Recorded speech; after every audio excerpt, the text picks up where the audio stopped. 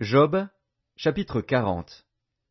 L'Éternel, s'adressant à Job, dit: Celui qui dispute contre le Tout-Puissant est-il convaincu? Celui qui conteste avec Dieu a-t-il une réplique à faire? Job répondit à l'Éternel et dit: Voici, je suis trop peu de choses. Que te répliquerai-je? Je mets la main sur ma bouche. J'ai parlé une fois, je ne répondrai plus.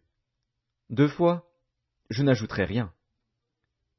L'Éternel répondit à Job du milieu de la tempête et dit: Saint terrain comme un vaillant homme. Je t'interrogerai, et tu m'instruiras. Anéantiras-tu jusqu'à ma justice?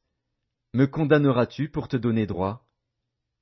As-tu un bras comme celui de Dieu, une voix tonnante comme la sienne? Orne-toi de magnificence et de grandeur, revêt-toi de splendeur et de gloire.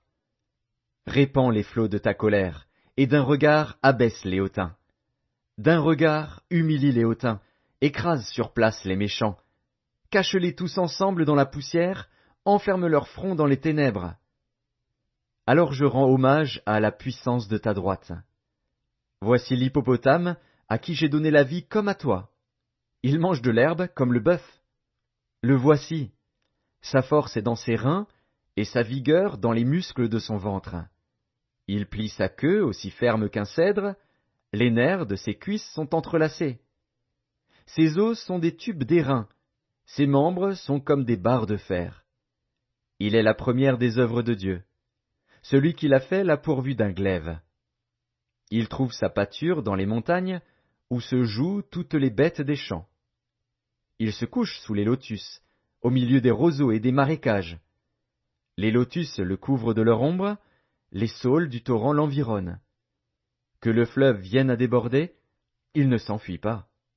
Que le Jourdain se précipite dans sa gueule, il reste calme. Est-ce à force ouverte qu'on pourra le saisir? Est-ce au moyen de filets qu'on lui percera le nez?